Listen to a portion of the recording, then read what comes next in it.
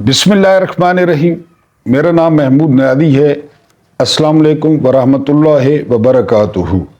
आज आपके सामने तारीख़ का एक ऐसा किरदार पेश करना है जो इंशाअल्लाह आप लोगों का ईमान ताज़ा कर देगा। बैतुल मुक़द्दस को फ़तह करने के बाद वो अपने दो इंतहाई करीबी दोस्तों बहाउद्दीन शद्दाद जो कि हिस्टोरियन थे, मुर्रिख थे, और अली बिन सुफियान जो इंटेलिजेंस चीफ थे, उन दोनों के दरमियान खड़े होकर बैतुल मुक़द्दस की तरफ देख कर कहा था कि बैतुल मुक़द्दस मैं ले लूँगा 100%, लेकिन मुझे मुसलमानों के लक्षण बता रहे हैं कि ये इसको अपने पास नहीं रख सकेंगे। आप देख सकते हैं, इसको डिस्कस करेंगे। उसके बाद नवाज शरीफ साहब ने, बल्कि शहबाज शरीफ साहब ने फरमाया है, एक ही बात है कि मेरे वालिद जो है वो 6 भाइयों के साथ एक फैक्ट्री में मजदूरी करते थे। अब आपने हंसना है, सर पीटना है, बाल खींचने हैं, वो आगे चल के आपको बताऊंगा। और आखिर स्टोरी ये है कि आंखों का ऑपरेशन जो खान साहब ने किया है ना, आंखों का ऑपरेशन मेरा वैसे कुदरती भी हो चुका है। तो उसके बाद जो खान साहब की सज़ा है मेरे नज़दीक वो कम अज़ कम 5 सदियाँ बनती है कि उनको 500 साल तक कैद सुना दी जाए। ये क्या माजरा है ये भी आगे चल के बताऊंगा। आज आपको जो है वो एक किस्सा सुनाऊंगा एक गडरिए का, चरवाहे का। वो चरवाहा रोजाना अपनी भेड़ें वो लेकर जाता जंगल में, अपनी भेड़ें चराता और भेड़ें वापस ले आता। यही उसका शेड्यूल था, जिस तरह चरवाहे होते हैं, शेफर्ड्स अंग्रेजी में कहते हैं। एक दिन क्या हुआ, वो अपनी भेड़ें चरा रहा था कि उसे बहुत छोटा सा शेर का बच्चा मिला। उसने वो बच्चा उठा लिया, बड़ा प्यारा सा बच्चा था शेर का। वो उसको घर ले आया। अब उसकी रूटीन ये बन गई कि वो शेर के बच्चे को भेड़ों का दूध पिलाता और भेड़ों के साथ ही बाड़े में उसको छोड़ देता, और वो रोजाना भेड़ों के साथ शेर के बच्चे को ले जाता और शाम को वापस आ जाता। जमाना गुजरता रहा और फिर वो जो बच्चा था ना वो पूरा शेर बन गया। रूटीन वही थी, वो भेड़ों के साथ जाता, शाम को वापस आ जाता।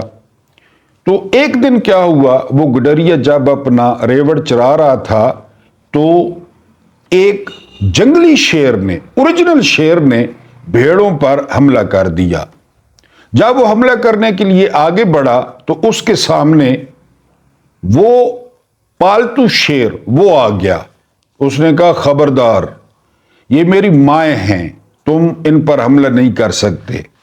जंगली शेर बड़ा हैरान हुआ। उसने कहा, यार तुम शेर हो, तुम मेरे साथ मिलकर शिकार करो, तुम किन चक्रों में पड़े हो? उसने कहा, तुम्हें किसने कहा मैं शेर हूं? मैं तो भेड़ का बच्चा हूं, इन्हीं के साथ जो है ना। बहरहाल काफी बहस होती रही। वो जो जंगली शेर था ना, उसने उसको साथ लिया, उसे कहा कि मेरे साथ आओ। पहले उसने कहा कि भेड़ों को गौर से देखो। वो जो पालतू शेर था उसने गौर से देखा। देखने के बाद उस शेर ने कहा, मेरे साथ आओ। वो उसको साथ ले गया। वहां पे एक साफ शफाफ नदी थी। वो जो जंगली शेर था वो बिल्कुल किनारे पे पहुंच गया। उसको साथ लेकर उसने कहा कि जी नदी में झांको। उसने नदी में देखा। जंगली शेर ने कहा कि नदी में मुझे देखो। उस शेर ने नदी में उसको देखा, उसके बाल, उसके दांत, उसका मुंह। वो कहा, वाकई मैं तो शेर हूं।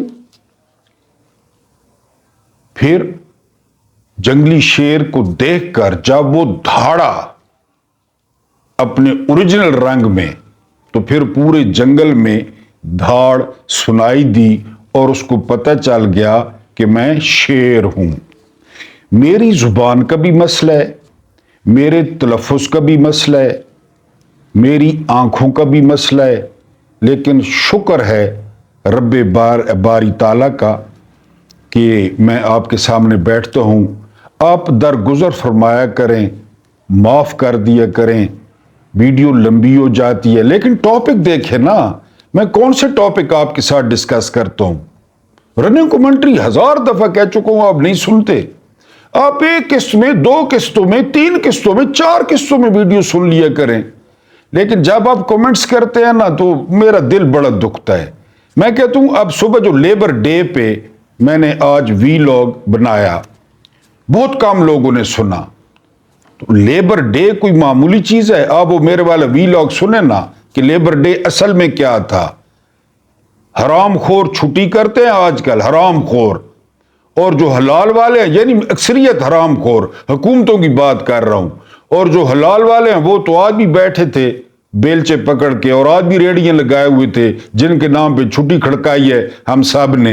तो वो वीलॉग आपने सुन लिया। आज मोहम्मद यूसुफ हमारा टॉपिक है, तो ये कौन पर्सनैलिटी हैं, ये आगे चल के, तो इसलिए दरगुजर किया करें, वीडियो को लाइक कर दिया करें। 1000 बंदा देखता है और लाइक जो है वो होते हैं 200 या 250। अगर 1000 लोग शफकत कर दिया करें तो चैनल की रेंज बढ़ जाती है। बहरहाल अब आते हैं अपने फिर टॉपिक पे। शेर धाड़ के समझ गया कि वो शेर है। इमरान खान ने क्या किया? 47 से कि तुम लोग भेड़े हो, तुम लोग किसी खाते के नहीं हो, हम आलो अरफा हैं, हमारा खानदान फलां है, हम अबू जहल की औलाद हैं, हम अबू लहब की औलाद हैं, हम अबू सुफियान की औलाद हैं। क्या कहते थे मुशरिकीन मक्का कि नबूवत के लिए माज़अल्लाह अस्तगफिरुल्लाह यतीम एक लड़का मिला था, अब्दुल्ला का बेटा, हम सरदार। फिर क्या हुआ? ये नूर कुश्ती जारी थी, ये तमाशा जारी था, ये सर्कस जारी था कि एक एलियन आ गया, एलियन, और उसका नाम था इमरान खान। इमरान खान ने आकर ना 1996 में पार्टी शुरू की। मैंने पहले भी कई दफा बताया, लोग हंसते, लोग मजाक उड़ाते, वो लगा रहा। वो कहता था हम वर्ल्ड कप जीत जाएंगे, और रमीज राजा के बकौल हम हंसते थे कि पागल है जो ना ये क्या हम वर्ल्ड कप जीत गए। वो कहता था कि ये पार्टी ग्रो करेगी, और ये और माफियाज और चोर और लुटेरे और डाकू ये सारे मेरे खिलाफ इकट्ठे हो जाएंगे।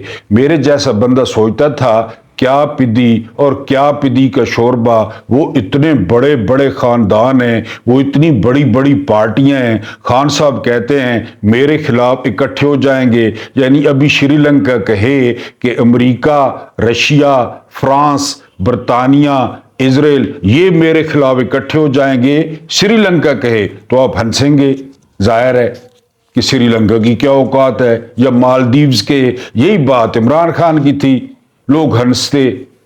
एक एक बात, कोई ऐसा पहुंचा हुआ है, ये शख्स ऐसा पहुंचा हुआ है, एक एक बात दुरुस्त साबित हुई, सारे रोमांस खत्म, और बिल्कुल एक अलिफ नंगा, एक खोखला, एक रीढ़ की हड्डी के बगैर निजाम, चमचे जज, हरामखोर ब्यूरोक्रेसी, और हर वक्त बंद कमरों में और गोल्फ के मैदानों में धूप सेंकती मिलिट्री स्टैब्लिशमेंट। उसने कहा कि ये 25 करोड़ मान ही नहीं रखते, ये इंसान नहीं है। इनकी सेहत, इनकी तालीम, इनका रहना सहना। उसने आकर जी आई स्पेशलिस्ट ने आंखों का ऑपरेशन कर दिया। ये बात मैं क्यों कह रहा हूं? तोशा खाना में 2 या 3 दफा सजा हो चुकी है। अब वो एक फौजी जर्नैल है, नैब का चेयरमैन, वो बिल्ली आंखों वाला, उसको स्पेशल इसी काम के लिए लाया गया था। पहले वो लेफ्टिनेंट जनरल रहा, उस पेंशन से या उस मुरब्बों से उसका पेट नहीं भर रहा था। उसको जो है ना वो पपी बनाकर कि आ जाओ, हालांकि वो जो है ना इससे पहले जो नैब के चेयरमैन थे वो इस्तीफा दे गए थे کہ آفتاب سلطان کہ مجھ سے یہ کام نہیں ہوتا، اے میں کوڑے مقدمے. اس نے کہا میں جو موجود ہوں. اب پھر ایک مقدمہ بنایا جا رہا ہے اور خان صاحب کو سزا جو ہے نا، پھر قاضی فائزہ صاحب ہیں، عامر فاروق صاحب ہیں دامن برکاتہ رحمۃ اللہ علیہ، تو جو ہے نا 500 سال سزا دیں پلیز. یہ میری ایک معصوم سی خواہش ہے، لوگوں کو بھی خواہش ہے کہ پتہ چلے یہاں پہ کہ ہمارے خلاف کھڑے ہوگے، ہمارے خلاف بات کرو گے، لوگوں کی آنکھوں کا آپریشن کرو گے، لوگوں کو صحت کارڈ دو گے. ہاؤ ڈیئر یو، احساس پروگرام چلاؤ گے. تم کون ہوتے ہو؟ ان کو عزت دو گے؟ کسانوں کے ساتھ جا کر چارپائی پہ بیٹھ جاؤ گے؟ اور جو ہے نا وہ ٹورزم پاکستان میں کہ جی اس کو آپ بڑھائیں. شمالی علاقوں والے اور کے پی کے والے سکھ کا سانس لیں ٹورزم سے. تم درخت لگاؤ گے. ہم پاکستان کے سینے میں سریا بجری اور جو ہے نا وہ سیمنٹ ٹھوکیں گے جس سے درخت. تو میری یہ درخواست ہے قاضی فائزہ صاحب اور دوسرے ججوں سے 500 سال سزا دے دیں کم از کم خان صاحب کو. یہ ریکویسٹ ہے، اللہ نے نہ منو. شہباز شریف صاحب نے کہا ہے کہ میرا جو باپ تھا نا وہ اپنے 6 بھائیوں کے ساتھ وہ ایک فیکٹری میں مزدوری کرتا تھا. یہ لطیفہ تو بڑا عام ہوا. اب اس کا باپ مزدوری کرتا تھا، مریم کا دادا یعنی شہباز شریف کا باپ وہ ارب پتی تھا. یعنی ایک گوالا منڈی پیدا تھی ہے تے ایک انہوں نے مانا ایسا پریشر آئی کہ ایک جڑا ہے نا جی وہ میفر پیدا تھی ہے یا لندن پیدا تھی ہے، کیونکہ ایک نہ پیو امیر ہے، ایک نہ غریب ہے، ایک نہ پیو اروپتی ہے، دوجے نہ پیو مزدور ہے. وہ آج خود آکھا لیبر ڈے تے کہ میرا پیو مزدور آ. تے پھر اے ملاں تے اے جاتی عمراواں تے اے شادیاں رنگ برنگیاں. میرا ابا جدہ نے بچے سعودیہ چ الیکٹرک فورمین آئی، میں کرائے نے مکان تے رانا الیکٹرک فورمین اور جدہ نے بچے. میرا ابا اسے لے جدے آئی جڑے ریال 2.5 روپے نہ آئی اور اسے لے میرے ابے نی بڑی تنخواہ آئی. اس کو آخر مزدور.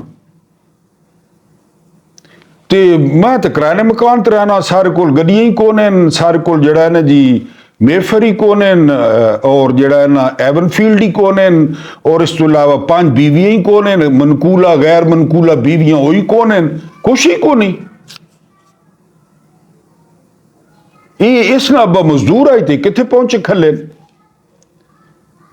یعنی نواز شریف نہ پیو ہو رائی، اس نہ پیو ہو رہے، کیونکہ تسا سن چکے ہو سو کہ میں ایک وہ جڑے میرے بھرا ہیں لندن والے آنگڑو بانگڑو وہ ایک ارب پتی دادا کے پوتے تھے. کیڑا ارب پتی؟ یہ پھر آپ اسی تو پہلو صلاح کار گنو، مشورہ کار گنو کہ کہنا پیو غریب آئی تو کہنا ارب پتی آئی. یہ ڈرامے باز خاندان، یہ جھوٹا خاندان، یہ منافق خاندان، اور 40 سالوں سے یہی باتیں کر کر کے ان کے ابھی بھی سپورٹرز ہیں. یعنی جس طرح چین میں بھی پانڈے ہیں نا، اور چین زبردست کوشش کر رہا ہے پانڈوں کو بچانے کے لیے، ان کے بھی سپورٹرز ہیں اور اچھی بات ہے، تو ہمیں تو کوئی اعتراض نہیں. لیکن بس کو یہ سمجھا دو کہ کہنا پیو اروپتی آئی تو کہنا کھ پتی آئی، کہنا مزدور آئی. اور عباس شریف فوت ہو گیا، انہوں نے تیسرا بھائی وہ پتہ نہیں کیا کھنا نواں کٹا کھول دے ویا، ایک نہ ابا اروپتی ایک نہ ابا فیکٹری مزدوری تے وہ فوت ہو گیا. وہی دسا کہ میرا ابا کی کرے نا، اور مزے نہیں بھائی کہ مزے نہیں گالے کہ تینوں سگے بھائی ہیں. بہرحال جی اس نہ ابا فیکٹری مزدوری کرے نا 6 بھراواں نال. تو میں آپ سے ریکویسٹ کروں گا آپ لوگ بھی دعا کریں کہ اس قسم کی مزدوری آپ کے والدین بھی کریں کہ پھر آپ کی لہریں بحریں ہو جائیں اور آپ کے احساس لندن میں، دبئی میں اور پاناما لیکس میں آپ کا نام آئے.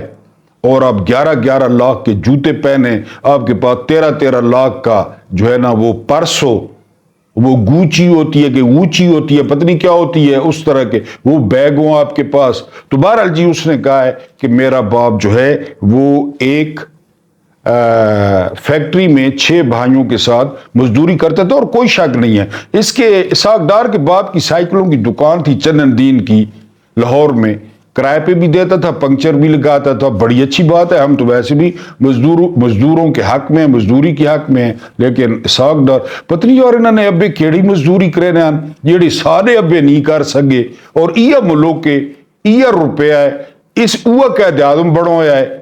लेकिन इन्होंने अब्बे कमाल मजदूरी कर गए भाई कि वो जड़ा है कि इसहाक डार को देखो, इसहाक डार डिप्टी वजीर आजम बन गया है, और इसने पुत्रा ने तुसा प्लादे चेक करो दुबई ने विचे तो आपको समझ आवे कि किन्ने साइकिलों की दुकान मुनाफा देती है। आप लोग क्यों नहीं डालते साइकिलों की दुकान? डालें, किराए पे दें, पंचर लगाएं, फिर आपके जो पोते होंगे, बेटे होंगे, उनके पास दुबई में जो है वो टावर्स होंगे, प्लादे होंगे। इन सब की यही कहानी है। वो बैम्बिनो सैनमे का टिकट ब्लैक करने वाला वो सदर बना बैठा है, वो भी जद्दी पुश्ती जड़ा है ना जी, वो अमीर आई कि मैं भी जद्दी पुश्ती अमीर हाँ। बहरहाल जी ये आपको बताना था, शहबाज शरीफ की जो है ना वो वालिद वो मजदूरी करते थे फैक्ट्री में।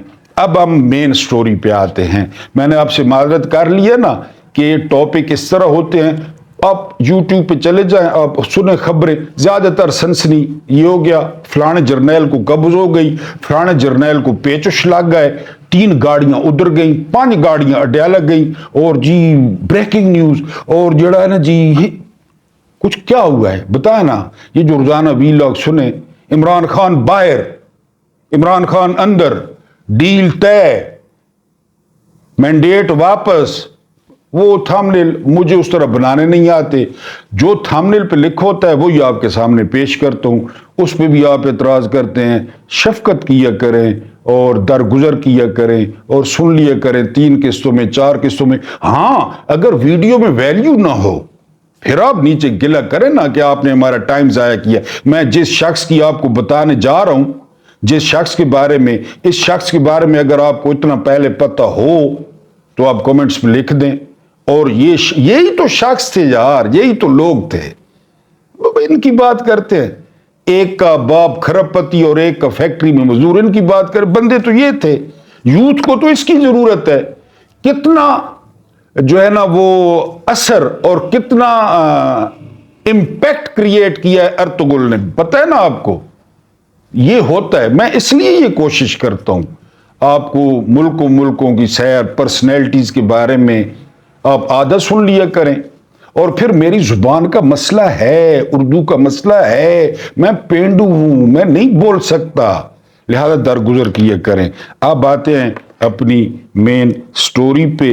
12वीं सदी ईसवी थी जी, 12वीं सदी ईसवी, और ये इलाका था शाम का, जिसे सीरिया भी कहते हैं। एक बहुत बड़ा सुल्तान, वो एक बहुत बड़े मैदान में एक बहुत बड़ी फौज के साथ मौजूद था। खैमे के बाहर एक छोटी सी लड़की खड़ी थी, लेकिन वो खौफ की वजह से अंदर नहीं जा रही थी।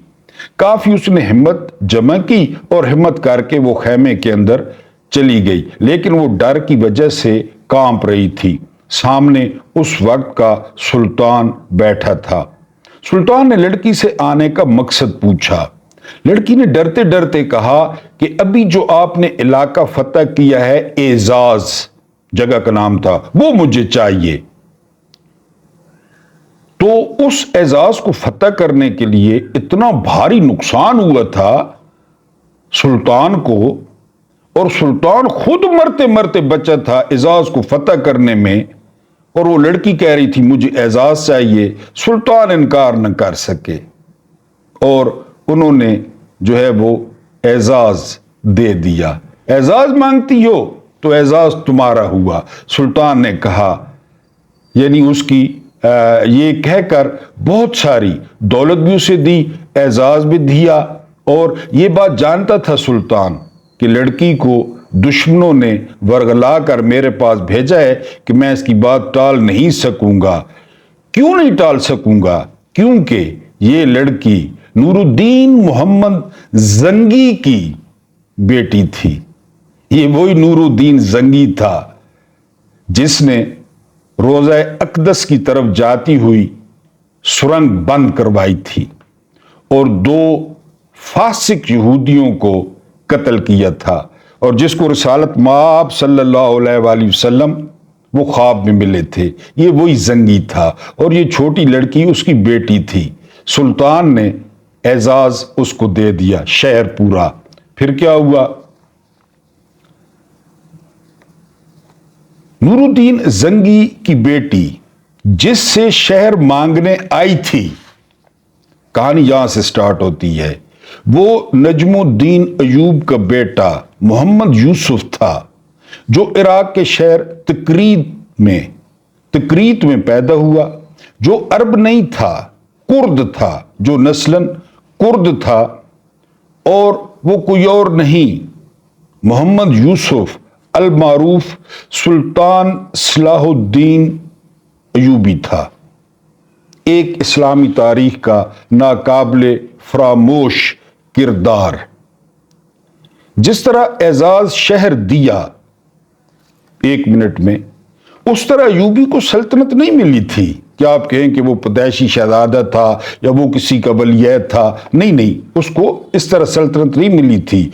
उसके लिए हर कदम पर जंगो जदल, और ये दुनिया का वाहिद सुल्तान था जिसके बारे में कहा जाता है कि इसने जमीन पर कम और घोड़े की पीठ पर ज्यादा उम्र बिताई, और इसमें कोई शक नहीं है कि ये ज्यादातर घोड़े पे रहता। इसके अलावा जी, इसका जो चचा था शेर को, बड़ा मशहूर कमांडर, वो नूरुद्दीन जंगी की फौज में कमांडर था, और जब ये जवान हुआ तो ये भी अपने चचा के साथ जो है वो फौज में, जिस तरह जवान बंदे होते हैं, ये भी अपने चचा के साथ जो है ना वहां चला गया, और शेर को भी हर जंग में अपने भतीजे को साथ रखता। उस वक्त इस्लामी सल्तनत वो कई हिस्सों में वो बटी हुई थी। अब्बासी सल्तनत वो सिर्फ बगदाद तक जो है वो महदूद हो गई थी। इराक और शाम ये खुद मुख्तार थे और हर वक्त आपस में लड़ते रहते थे, क्योंकि कई सरदारों ने, कई उमरा ने अपनी अपनी जागीरें कायम कर रखी थी और वो आपस में लड़ते रहते थे। मिस्र पर फातमी सल्तनत थी, मिस्र पर। इसके अलावा बैतुल मुकद्दस और फलस्तीन पर सलीबियों का कब्जा था, क्रिश्चियंस का कब्जा था। इन हालात में जंगी ने शाम के ज्यादातर इलाकों को फतह करके एक मुल्क का उसको दर्जा दिया और एक मुल्क की उसको शक्ल दी। फिर मिस्र की मदद के लिए फौज रवाना की और उस फौज के साथ अयूबी को भी मिस्र भेजा। फिर क्या हुआ? हालत ये थी मिस्र में बदनवानी और करप्शन की और उमरा के इख्तियारात नाजायज इस्तेमाल करने की। इस्लामाबाद में देख लें, हर कोई अपनी जो है वो मनमानी करता था। शेर को की इस दौरान वफात हो गई और जो कमांड थी वो मोहम्मद यूसुफ या सलाहुद्दीन अयूबी को सौंप दी गई। जब मिस्र में जाकर हालात देखे सुल्तान अयूबी ने, तो सुल्तान सलाहुद्दीन अयूबी ने फातमियों को बेदखल कर दिया, फातमियों को हुकूमत से हटा दिया और नूरुद्दीन मोहम्मद जंगी के गवर्नर के तौर पर मिस्र के इंतजामात संभाल लिए और वहां काम शुरू कर दिया। मिस्रियों ने कभी इतना रहमदिल और सखी हुक्मरान नहीं देखा था। गवर्नरी संभालते ही सारा खजाना जो बच गया था फातमियों का वो गरीबों में बांट दिया, क्योंकि तरह तरह के टैक्स लगे हुए थे और एक फूटी कोड़ी वो अपने लिए खजाने में नहीं रखी। शायद वो गवर्नर ही रहते सारी उम्र, जिस तरह वो इंतजाम संभाल रहे थे। लेकिन इस दौरान एक और इंसिडेंट हुआ और वो ये कि सुल्तान जो है ना वो जंगी को, नूरुद्दीन जंगी को जहर दे दिया गया और जंगी का इंतकाल हो गया। साजिशियों ने जो है ना वो क्या किया, साजिशियों ने जंगी के 11 साला बेटे अल साले को بادشاہ بنا دیا اپنی منمانی کرنے کے لیے۔ تاریخ میں یہی ہے، اور ساری سلطنت کو آپس میں الصالح کو سامنے رکھ کے باقی ساری سلطنت آپس میں بانٹ لی۔ جب سلطان صلاح الدین نے یہ صورتحال دیکھی تو مصر کو الگ ملک اور الگ سلطنت ڈکلیئر کر دیا کہ اب ہمارا شام کے ساتھ کوئی لینا دینا نہیں ہے، اور وہ مصر کے خود سلطان بن گئے۔ سازشیوں کو سبق سکھانے کا فیصلہ کرتے ہوئے صلاح الدین نے شام پر حملہ کر دیا۔ صلاح الدین کا پورا دل تھا کہ زنگی کا بیٹا الصالح اس کا ساتھ دے، لیکن وہ سازشیوں کا مورا ہی نکلا اور اس کے ساتھ صلاح الدین کی نہ بنی۔ لہذا سلطان صلاح الدین نے دمشق کو فتح کر لیا۔ اب مصر سے شام تک ایک زبردست حکومت وجود میں آئی جس کا حکمران رحم دل، سخی اور بہادر تھا، اور سب سے بڑی بات یہ کہ جس کا دل بہت بڑا تھا، 1 کلو کا دل تھا اس شخص کا۔ تاریخ میں لکھا ہے اتنا بڑا دل کسی حاکم کا نہیں تھا۔ دشمنوں کی خوبیوں کی دل کھول کر تعریف کرتا کہ فلاں دشمن میں یہ خوبی ہے، پرانی دشمنیاں بھلا کر بدترین دشمنوں کو دوست بنا لیتا۔ یعنی یہ صلاحیت تھی ایوبی میں۔ ایک ایسا دشمن جو صلاح الدین کے خون کا پیاسا تھا، لیکن سلطان کے رویے سے اس کا سب سے بڑا اور سب سے پکا دوست بن گیا۔ کون تھا وہ فرقہ باطنیہ کا لیڈر شیخ سنان تھا۔ شام کے قلعے ایصاف کا وہ حکمران تھا۔ وہ لوگوں کو ٹریننگ دے کر قاتل بناتا، خونی قاتل بناتا۔ یہ قاتل فدائی کہلاتے تھے۔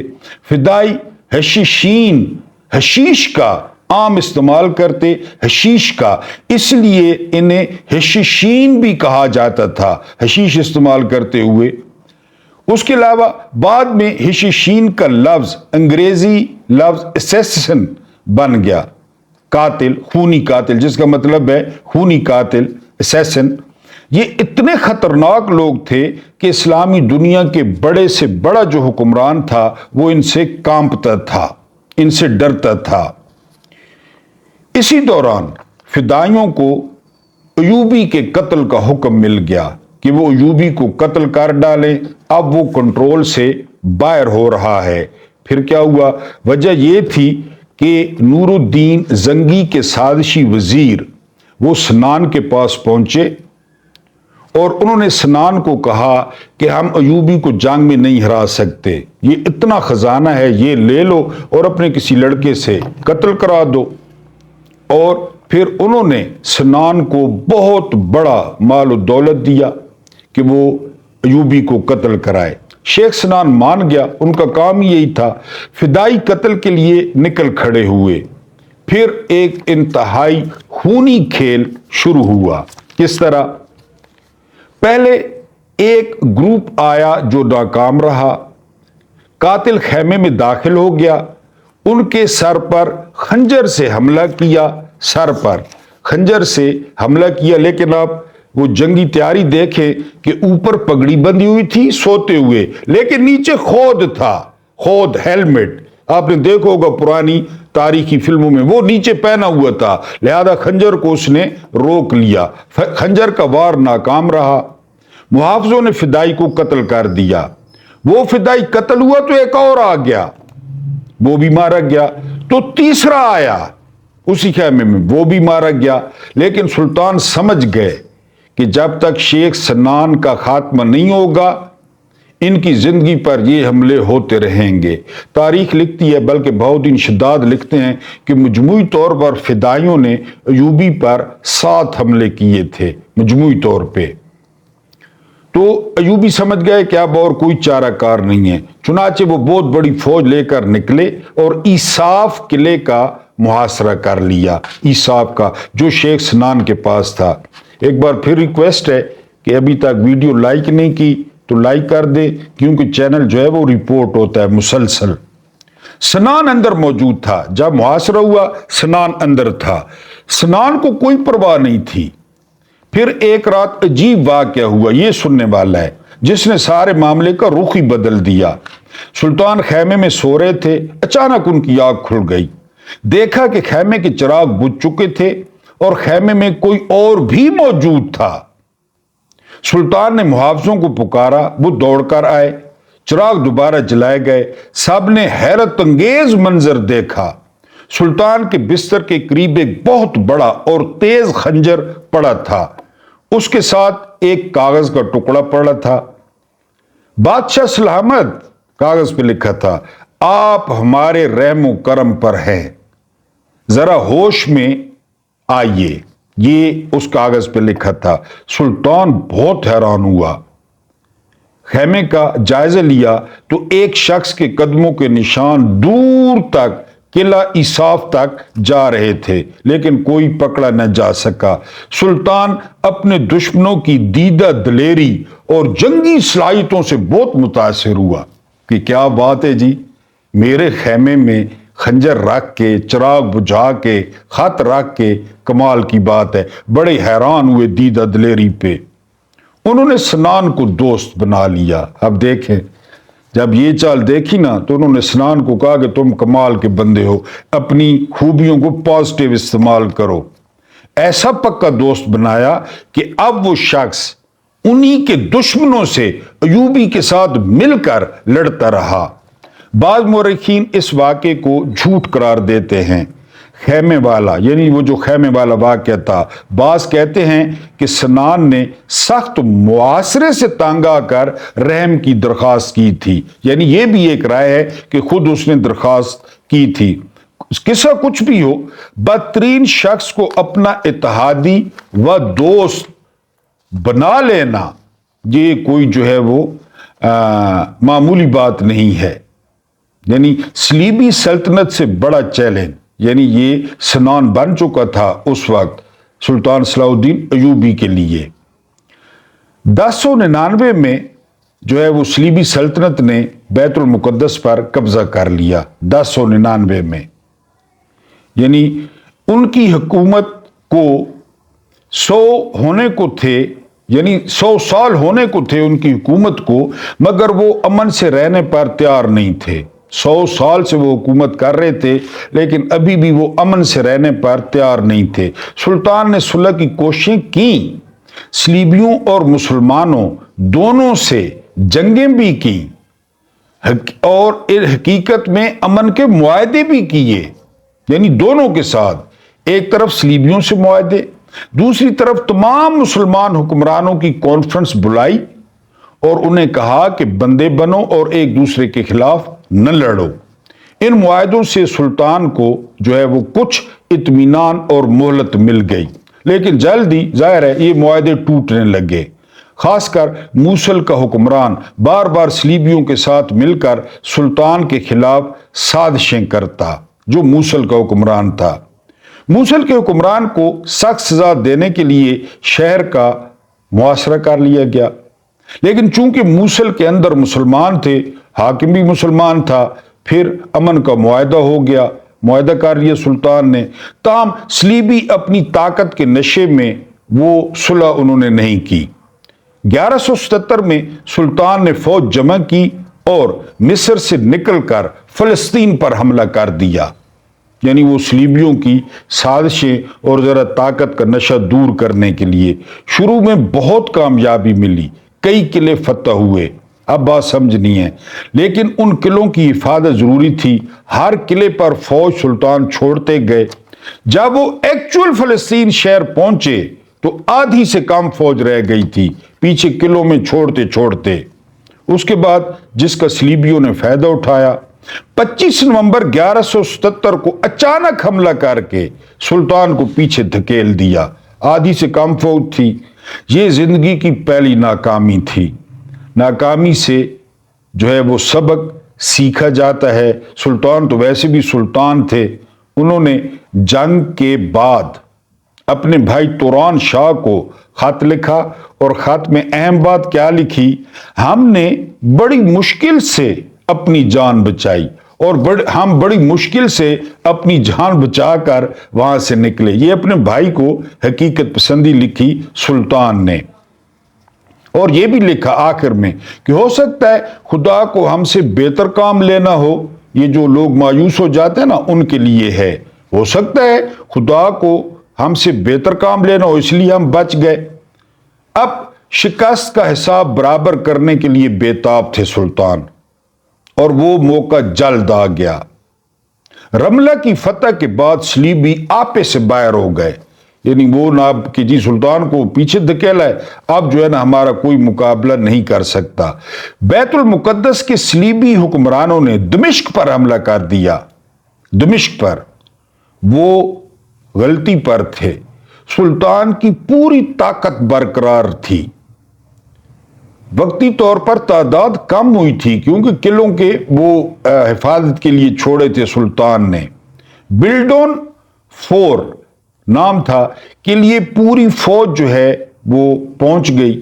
پوری فوج 10 جون 1189 میں جب دونوں فوجیں آمنے سامنے آئیں تو سلطان کی تقریر سننے والی تھی. سلطان نے زبردست تقریر کی. کیا کہا؟ مسلمان ذلت کی زندگی پر موت کو ترجیح دیتا ہے. جب کوئی پیار سے بلائے گا تم کو ایک شخص یاد آئے گا. عمران خان یاد آیا نا؟ دوبارہ سنیں. مسلمان ذلت کی زندگی پر موت کو ترجیح دیتا ہے. آگے کیا کہا؟ آگے بڑھو اور بتاؤ کہ مسلمان پیٹھ پر نہیں سینے پر زخم کھاتا ہے. جب جنگ ہوئی بلڈون کی فوج کو زبردست شکست دی. وہ رملہ کا بدلہ. شکست خوردہ بلڈون نے صلح کی درخواست کر دی. سلطان چاہتے تو فائدہ اٹھا سکتے تھے اور یہ بھی سلطان کو پتہ تھا معاہدہ ہو بھی جائے گا اور پھر صلیبی توڑ بھی دیں گے، لیکن رحم سے کام لیا. بدترین دشمنوں سے صلح کر لی اور یہ ان کی زندگی کی آخری صلح تھی. بس چند سال سکون سے گزر گئے. بلڈون 1185 تک زندہ رہا، معاہدے پر عمل کرتا رہا. 1185 تک کوڑ کی وجہ سے، یعنی اسے کوڑ لگ گیا، وہ مر گیا. پوری سلطنت عمرہ کے ہاتھ میں آ گئی. وہی عمرہ، یہ ادھر وزیر دیکھ لینا، رانا ثناء اللہ تھے، محسن نقوی تھے، عطا تارڑ، یہی عمرہ تھے اس وقت بھی، یہی تھے، یہی مشیر تھے. عرفان صدیقی ان کے ہاتھ لگ گئی. گائے آف لوئی یہ جو ہے نا حکومت اس نے بنا لی. گائے آف لوئی نے، یہ مسلمانوں کا بدترین مخالف تھا، متعصب تھا، بہت کھلا دشمن تھا. اس نے پھر کاروائیاں شروع کر دی. اور اس کا ایک دوست تھا صلیبی سردار رینالڈ. یہ تاریخ میں بڑا اہم کردار ادا کیا اس نے. رینالڈ نے بڑا مشہور اور معروف. اس نے کیا کیا؟ بڑا مشہور واقعہ ہے. اس نے جو ہے وہ روزہ مبارک، رسالت مآب صلی اللہ علیہ وآلہ وسلم کے روزہ مبارک کو تباہ کرنے کی دھمکی دے دی اور ارادہ ظاہر کیا کہ میں تباہ کروں گا. نہ صرف ارادہ بلکہ اسلامی ساحلوں پر کشتیاں بھیج کر حملے شروع کر دیے. سلطان کا بیڑا فوری حرکت میں آیا اور سلطان کے جہازوں نے رینالڈ کے بحری بیڑے کو نیست و نابود کر دیا، تباہ کر دیا. اب رینالڈ پھر بھڑک اٹھا. اس نے اپنی حرکتوں میں اور تیزی لائی. مصر اور شام کے درمیان جتنے بھی قافلے تھے ان کو لوٹ لیتا، حتیٰ کہ حاجیوں کو بھی لوٹ لیتا. اور ایک دفعہ کیا ہوا؟ رینالڈ نے ایسے قافلے پر حملہ کیا جس میں سلطان کی بہن بھی شامل تھی. قافلے کو لوٹ لیا گیا. بہن گرتی پڑتی سلطان کے خیمے میں پہنچ گئی. قافلے پر ہونے والے سارے مظالم سے آگاہ کیا اور جب سلطان نے سنا تو سلطان کا خون کھول اٹھا. سلطان نے وہاں پہ قسم کھائی کہ رینالڈ کو اپنے ہاتھوں سے قتل کروں گا. یعنی لشکر کے سامنے قسم کھا لی. تمام اتحادیوں اور گورنرز کو اگلے دن خط لکھے کہ ایک بہت بڑی فوج جمع کی جائے اور اب فیصلہ کن جنگ ہوگی. بہت ہو گیا. مصر، شام، کئی ممالک، موصل، وہ جو ہے نا فوج حرکت میں آ گئی. دمشق ہیڈ کوارٹر تھا. ہر کسی نے دمشق میں جمع ہونا تھا. فوج کے ساتھ پہلا جو محاصرہ تھا وہ تبریہ ٹیبرس اس کا محاصرہ ہوا۔ رینالڈ نے بھی تیاریاں شروع کر دی۔ گائے اس کا بڑا گہرا دوست تھا، گائے آف لو یا لی، اور اس کا چونکہ دوست تھا اس لیے گائے بھی فوج لے آیا، اور وہ جو معاہدہ کیا تھا بلڈو نے وہ معاہدہ توڑ دیا اور رینالڈ کے ساتھ مل گیا۔ اتنی بڑی فوج پہلے صلیبیوں نے کبھی جو ہے وہ اکٹھی نہیں کی تھی، جو رینالڈ اور گائے کی اب مشترکہ فوج تھی۔ اتنی بڑی فوج انہوں نے پیش قدمی کی۔ سلطان نے حتین کا علاقہ چن لیا۔ ایک سینگ ہے کہ اگر میدان آپ کی پسند کا ہو نا تو آدھی جنگ آپ اس وقت ہی جیت جاتے ہیں۔ سلطان نے حتین کا علاقہ منتخب کیا۔ کیوں کیا؟ پانی کے چند ایک چشمے تھے، اور وہ پانی کے چند چشمے سلطان نے پہلے قبضے میں لے لیے۔ بنجر اور ویران، بقایا سارا علاقہ بنجر ویران اور گرم تھا۔ پانی کے چشمے کے قریب سلطان کی جو ہے وہ فوجیں تھیں۔ صلیبیوں کو سلطان تک پہنچنے کے لیے 20 کلومیٹر کا فاصلہ طے کرنا تھا، 20 کلومیٹر کا، جس سے جنگ تھی، اور کوئی پانی نہیں تھا رستے میں۔ کچھ کمانڈروں نے کہا کہ سلطان تک جاتے جاتے جو فوج ہے وہ ادموئی ہو جائے گی، لیکن رینالڈ اور جو گائے آف لوئی تھے انہوں نے بات نہ مانی۔ انہوں نے کہا ہمیں کوئی نہیں ہرا سکتا، اور اس کی ایک وجہ تھی۔ اس کی وجہ یہ تھی کہ ان کے پاس سلیب اعظم تھی، ایک بہت بڑی سلیب، اس کے ساتھ ایک لکڑی کا بڑا سا ٹکڑا لگا ہوا تھا۔ وہ کہتے تھے کہ یہ جو لکڑی کا ٹکڑا ہے نا، یہ اس اصل سلیب کا ٹکڑا ہے جس پر ان کے مطابق عیسیٰ علیہ السلام کو مصلوب کیا گیا تھا، سولی دی گئی تھی، یہ اس سلیب کا ٹکڑا ہے۔ اور وہ جتنی بھی جنگوں میں لے کر گئے تھے، یہ سلیب اعظم جسے وہ کہتے، ہر جنگ میں وہ جیت گئے تھے، اور اب بھی ان کا سہارا یہ سلیب اعظم تھی، ان کے آگے آگے تھی لشکر کے، لیکن یہ نہیں پتا تھا کہ مقابلہ کس سے ہے۔ بہرحال یہ وجہ تھی ان کے اعتماد کی۔ اس کے بعد اس کو ٹرو کراس بھی کہتے ہیں، سلیب اعظم یا ٹرو کراس، بہت بڑی سلیب تھی یہ۔ اس کے علاوہ 20 بار یہ میدان میں لے کر گئے تھے اس ٹرو کراس کو، 20 بار، 20 دفعہ یہ جیتے تھے مختلف جنگوں میں۔ اس کے بعد جی یہ ان کی بڑی بھول تھی، جیسے جیسے آگے بڑھے گرمی اور پیاس نے ان کا چلنا محال کر دیا، جو چال تھی سلطان کی۔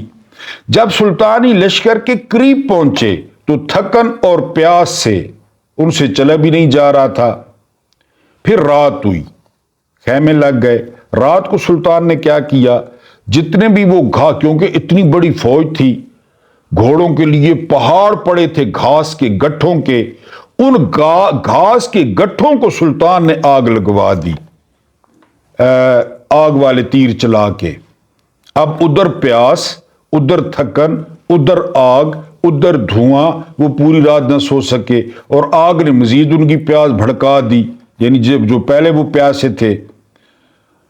4 جولائی 1187 کو سلطان نے حملہ کیا، یعنی وہ جو ان کی ہمت رہ گئی تھی، یعنی انہوں نے حملہ کر دیا، اور زہریلے تیر مار کر بہت بڑی تعداد گھڑ سواروں کی وہ مار دی۔ فوجی دستے آگے بڑھے اور دشمن پر ٹوٹ پڑے۔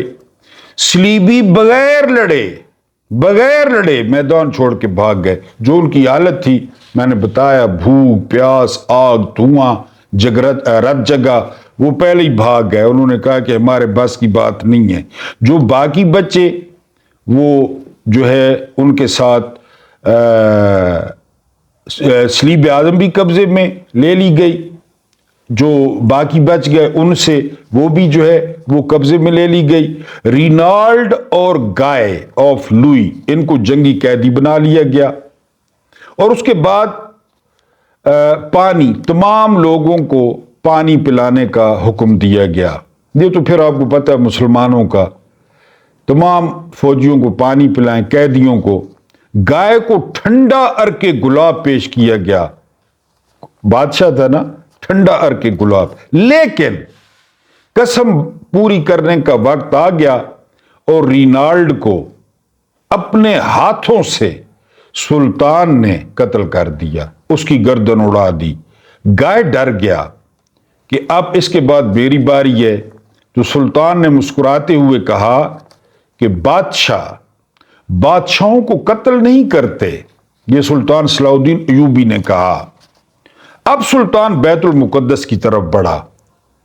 अब मजे की बात यह है कि जिस शहर पे सुल्तान हमला करने जा रहे हैं, उस शहर का हाकिम गाय वो पहले सुल्तान के कब्जे में है। रिनाल्ड कत्ल हो गया और गाय सुल्तान का कैदी था, वो पहले कैद में है। लेकिन क्या हुआ, उम्मीद थी कि आराम से जो है वो शहर मिल जाएगा, लेकिन एक हफ्ते से ज्यादा बैतुल मुकद्दस वालों ने मुजामत की। दोनों तरफ से भारी जानी नुकसान हुआ। फिर सुल्तान जिस चीज से बच रहे थे, आखिर उन्होंने वही फैसला किया, आग के गोलों की बारिश की। दीवारों में शगाफ पड़ गए, यानी शहर की जो दीवार थी उसमें शगाफ पड़ गए। और यहूदी असल में वो जो लोग थे वो ये समझते थे कि अगर मुसलमान आ गए ना, वो हमारे बीवी बच्चों को गुलाम बना लेंगे। उनके ज़हन में सबसे बड़ा डर ये था, लिहाजा वो मुजामत कर रहे थे। बहरहाल उन्होंने रहम की अपील की और सुल्तान ने रहम दिली से जवाब दिया, जो आदत थी। 88 बरस पहले जब सलीबियों ने कब्जा किया तो खून की नदियां बहा दी थी उन्होंने शहर के अंदर, मुसलमानों की, बच्चों की, औरतों की, बूढ़ों की। लेकिन यहां रिसालत माब सल्लल्लाहु अलैहि वसल्लम की सुन्नत पे अमल किया गया। फतेह मक्का, हर किसी को मुआफ कर दिया गया। फातेह बैतुल मुकद्दस ने जो है वो मुआफ कर दिया और जिजिया कितना मुकर्रर किया, हर ईसाई मर्द वो देगा जी 10 दीनार और हर औरत देगी 5 दीनार।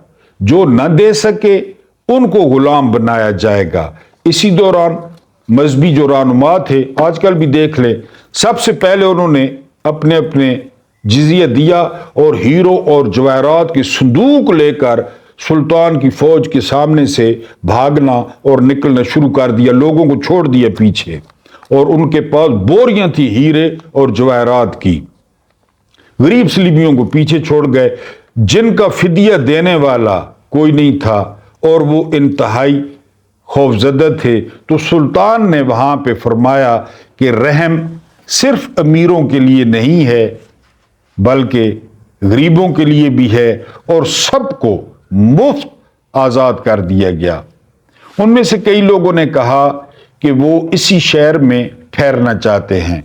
खुली इजाजत दी गई कि ठहरें जी, कोई पाबंदी नहीं है, अपने अपने घरों में रहें।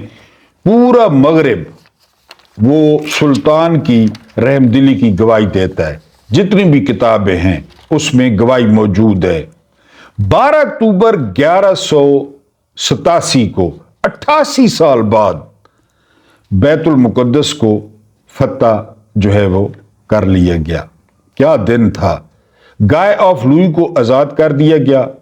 उस कमीने ने क्या किया, वहां से निकलने वाले जो लोग निकले थे ना रास्ते में, फिर उनको मुनज़्ज़म किया और साथ ही शहर था अक्का, अभी भी मौजूद है, उस पर हमला करके अक्का पर कब्जा कर लिया गाय ऑफ लुई ने। सारे यूरोप में कोहराम मच गया बैतुल मुकद्दस से। ईसाई, यहूदी, मुसलमान सबके लिए मुकद्दस था। और मजे की बात बताऊं, पहली दफा हिस्ट्री में गोरों पर सलाहुद्दीन टैक्स लगा कि सलाहुद्दीन टैक्स दें, पैसे जमा करें। सलाहुद्दीन टैक्स लगा दिया गया और ऐलान किया गया कि इस जंग में जो पैसे देगा, शिरकत करेगा, उसके तमाम गुनाह माफ हो जाएंगे। वैसे भी ये बड़ी जल्दी गुनाह माफ करते हैं क्रिश्चियन वगैरह। जर्मनी, फ्रांस, खवातीन ने जेवरात बेच दिए, गले से निकाल के, कानों से निकाल के अयूबी के लिए। और रिचर्ड शेरदिल, रिचर्ड दी लायन, वो अक्का पहुंचा। ये इंग्लैंड का बादशाह था और वाकई बड़ा जोशीला और बड़ा जो है ना वो दिलेर था रिचर्ड। फिर सुल्तान और اس کی رچرڈ کی شدید جنگ ہوئی، لیکن بدقسمتی سے سلطان ان دنوں بری طرح بیمار ہو گئے، بری طرح، یعنی وہ اتنے عرصے سے تھکن اور جو ہے نا وہ لڑنا، پھر بوڑھا ہوتا ہوا سلطان تو بیمار ہو گئے، اور انتہائی نقصان پر نقصان ہو رہا تھا مسلمانوں کا، کیونکہ رچرڈ بہت بڑی فوج لایا تھا۔ سلطان کو کہا گیا کہ وہ محفوظ ترین مقام پر منتقل ہو جائیں، لیکن سلطان نے یہ تجویز رد کر دی کہ میں بزدلوں کی طرح چھپوں گا نہیں۔ رچرڈ نے عکا پر جو ہے وہ عکا میں موجود تھا، عکا والوں کی جو ہے وہ کوئی مدد نہ کر سکا، پہلے سے جو ہے وہ گائے اس پہ قبضہ کر چکا تھا۔ رچرڈ نے آنے کے بعد جو ہے وہ وہاں پہ قتل عام شروع کر دیا مسلمانوں کا۔ سلطان نے آفر کر دی کہ قیدیوں کو چھوڑ دیا جائے، اس کے بدلے میں صلیب اعظم، وہ ٹرو کراس ہم واپس کر دیتے ہیں، تاوان بھی دیتے ہیں، تاوان کی رقم بھی طے پا گئی، پہلی قسط بھی بھیج دی گئی، لیکن رچرڈ مکر گیا۔ اس نے کہا جی میں نے ابھی مشورہ نہیں کیا، یعنی بڑے لوگوں سے مشورہ نہیں کیا۔ کچھ عرصے تک جو ہے وہ بات چیت چلتی رہی، لیکن رچرڈ بہت جوشیلا اور جلد باز تھا۔ اس نے 4000 عورتوں، بچوں اور قیدیوں کو قتل کر دیا۔ اس قتل عام کا سلطان کو بہت افسوس اور سخت غصہ جو ہے وہ آیا۔ سلطان نے صلیب اعظم ٹرو کراس کو دمشق بھجوا دیا، اور آج تک گورے اس کی تلاش میں ہیں، پورے ملک اس کی تلاش میں ہیں۔ شام کا چپا چپا چھان مارا گیا، وہ ٹرو کراس وہ نہیں ملی کہ وہ سلطان نے کہاں بھجوائی تھی یا کہاں رکھوائی تھی، دمشق بھجوا دی غصے میں آ کر۔ اس کے بعد انہوں نے جافا پر بھی قبضہ کر لیا۔ یہ جافا ایک اور جو ہے وہ شہر تھا، اس پر بھی قبضہ کر لیا۔ اب صلاح الدین ایوبی وہ بیت المقدس میں دفاعی پوزیشن میں آ گئے، بحر عکا پر بھی قبضہ ہو گیا، جافا پر بھی قبضہ ہو گیا۔ رچرڈ بیت المقدس پہنچا، لیکن ابھی اس کی ہمت نہیں بن پا رہی تھی۔ ظاہر ہے سلطان صلاح الدین ایوبی ایک نام تھا۔ جافا میں شدید لڑائی ہوئی، بیت المقدس سے نکلی فوج اور جافا میں شدید لڑائی ہوئی، لیکن لڑائی کا فیصلہ نہ ہو سکا۔ اس دوران کیا ہوا، آب و ہوا، رچرڈ انگلینڈ سے آیا تھا، یہاں کی جو آب و ہوا تھی وہ آپ کو پتہ ہے انتہائی سخت درجہ حرارت، رچرڈ بیمار ہو گیا۔ اب اندازہ کریں کہ جب رچرڈ بیمار ہوا تو بادشاہ نے، سلطان صلاح الدین ایوبی نے پہلے شربت بھیجا، اس کے بعد دوائیاں بھیجی۔ جب مزید خبر آئی کہ زیادہ بیمار ہے تو سلطان اپنے گارڈز کے ساتھ خود آئے اور رچرڈ کے خیمے میں آ کر رچرڈ کی عیادت کی، یعنی بیمار پرسی کی سلطان نے۔ رچرڈ کو پتہ چلا کہ ان کے اپنے وطن انگلینڈ میں اس کے بھائی جان نے بغاوت کر دی ہے۔ اب یہ خبر جب پتہ چلی تو رچرڈ نے کھلی صلح کی آفر کر دی سلطان کو کہ جی اب میں نے انگلینڈ جانا ہے۔ جافا اور عکا یہ طے ہوا، یہ دو شہر یہ صلیبیوں کے پاس رہیں گے۔ سلطان نے اس پہ مائنڈ نہیں کیا، انہوں نے کہا ٹھیک ہے بیت المقدس ہمارے پاس رہے گا۔ یہ صلح کی شرائط تھی۔ 3 سالہ جنگ کے بعد یہ ختم ہوئی اور رچرڈ واپس چلا گیا بے فکر ہو کر جو ہے، اور سلطان بھی بے فکر ہو کر دمشق پہنچ گئے۔ ہاں یہ جو ہے اس میں ایک طے ہوئی بات رچرڈ نے طے کروائی کہ جو بھی زائرین آئیں گے شہر کے اندر اپنے مقدس مقامات کے لیے تو ان کو کھلی اجازت ہوگی، وہ زیارتیں کریں، ان کو کچھ نہیں کہا جائے گا اور ان سے کوئی جزیہ نہیں لیا جائے گا۔ سلطان نے مان لیا، انہوں نے کہا جب مرضی آئیں، یہ صلح کی شرائط تھی، لہذا رچرڈ جو ہے انگلینڈ چلا گیا، سلطان دمشق پہنچ گئے اور بیت المقدس محفوظ ہو گیا۔ حج کی بہت زیادہ آرزو تھی، اتنی زیادہ آرزو تھی، لیکن مصروفیت اتنی زیادہ تھی۔ جب دمشق واپس آئے تو اس وقت بھی حج کا وقت گزر چکا تھا۔ پھر کیا معمول بنا لیا سلطان نے کہ جو بھی حج کر کے آتا ایک ایک بندے کا استقبال کرتے، اس کو گلے لگاتے اور زاروں قطار جو ہے وہ روتے۔ اس وجہ سے ان سے حج نہیں ہو سکا۔ پھر کیا ہوا جی؟ ایک دن انتہائی شدید سردی میں مبتلا ہو گیا سلطان، اور سردی سے کانپنا شروع کر دیا۔ پھر بہت تیز آپ کو بخار چڑھ گیا۔ اب سلطان لیٹے ہوئے ہیں اور بڑے خوش الحان کاری وہ آپ کے ارد گرد بیٹھ کے وہ تلاوت کر رہے ہیں۔ اچانک سلطان کو ہوش آیا، انہوں نے تلاوت سنی، مسکرائے، اور وہ قاری کہتے ہیں کہ ہم نے سلطان کے ہونٹ ہلتے ہوئے دیکھے۔ یہ تھا 11 مارچ 1193 کی صبح۔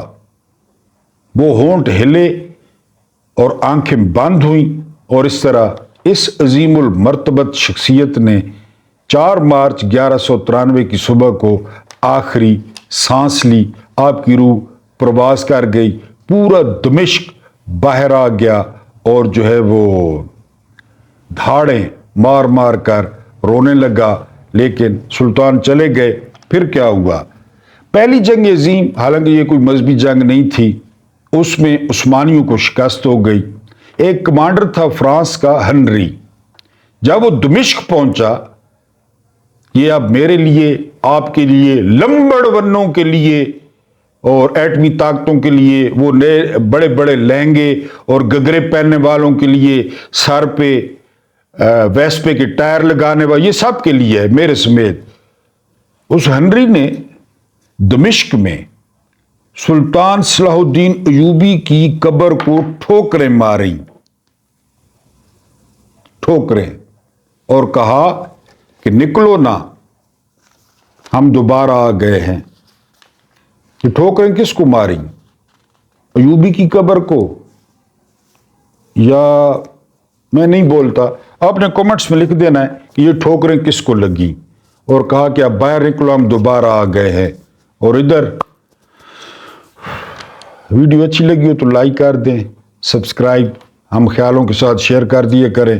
اللہ پاک آپ لوگوں کو آسانیاں عطا فرمائے، آسانیاں بانٹنے کی توفیق عطا فرمائے۔ مجھے برداشت کرنے کا بہت بہت شکریہ۔